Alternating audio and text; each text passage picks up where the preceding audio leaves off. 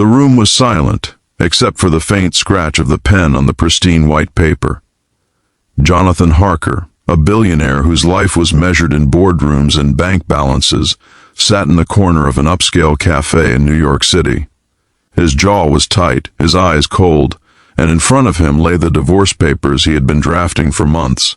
The signature at the bottom would end his 15-year marriage to Cassandra, a woman he had once promised the world to. But now, after years of cold nights, unspoken resentments, and countless betrayals, he saw only failure in her eyes.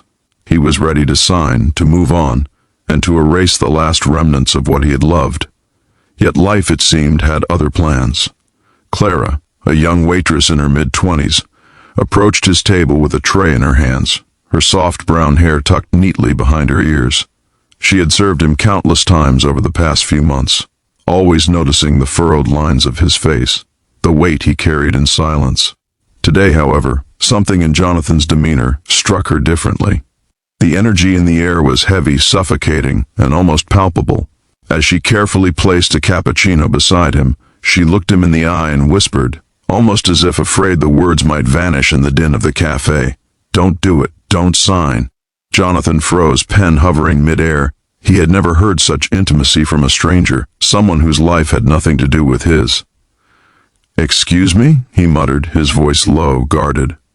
"Your wife," Clara began, her voice gentle yet unwavering. "She's not perfect. None of us are. But she's the kind of person who would give everything for you without a second thought. You're about to end something beautiful because of a misunderstanding, pride, and fear. If you leave, you'll never know what you've lost until it's too late." The words, simple yet piercing, struck deeper than any courtroom battle ever could. Jonathan stared at the young waitress, his mind a storm of memories. Cassandra's laugh echoing through their first home. The late nights she stayed awake, worrying about his health. The small gestures of love he had overlooked while chasing success.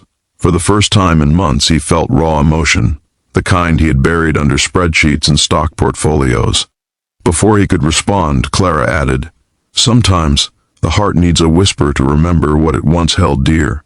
You don't have to decide today. Give yourself a chance to see what's really there." Her words lingered in the air long after she walked away, leaving Jonathan alone with his thoughts. The divorce papers sat in front of him, innocent and cruel in their finality, yet suddenly they felt foreign, almost wrong. He thought about Cassandra's unwavering belief in him, the sacrifices she had silently made, and the quiet strength that had always been his anchor. He remembered the nights he came home defeated by the pressures of his empire, only to find her sitting there, patiently waiting, her hand on his shoulder, offering a silent understanding he hadn't deserved. Jonathan's hand shook as he set the pen down. He felt exposed, vulnerable, and terrified of confronting the truth. He had convinced himself that love had died between them, that their marriage was nothing more than an outdated contract. But the voice of a stranger had cracked open a door he had long locked.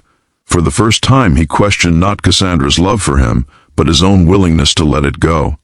Days turned into sleepless nights filled with reflection.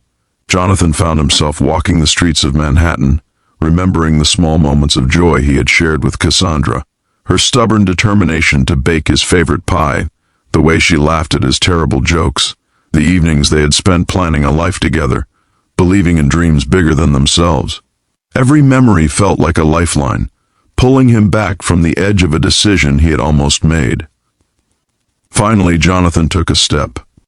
That would surprise no one more than himself. He called Cassandra, asking her to meet him at the same cafe where Clara had stopped him from signing away their life together.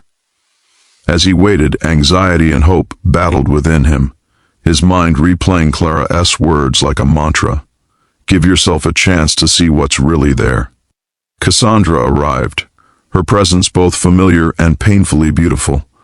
She had aged gracefully, her eyes still reflecting the warmth and resilience that had first drawn him to her. As they sat down, Jonathan struggled to find the right words, but it was unnecessary. Cassandra already knew the weight of their years together, the mistakes and the love that had never truly faded. "I almost made the biggest mistake of my life," Jonathan confessed, his voice barely above a whisper. "A waitress, a stranger. She made me see what I was about to throw away." Cassandra's hands trembled slightly as she reached for his, the warmth of her touch grounding him. "Sometimes it takes someone else's perspective to remind us of the truth," she said softly. "We both forgot how to fight for us. But maybe it's not too late." Jonathan's heart swelled with a mix of relief and gratitude. He realized that love wasn't about perfection, or timing, or pride. It was about seeing the humanity in the person next to you, even when you're lost in your own despair. It was about forgiveness, about remembering why you chose someone in the first place, and daring to choose them again, every single day.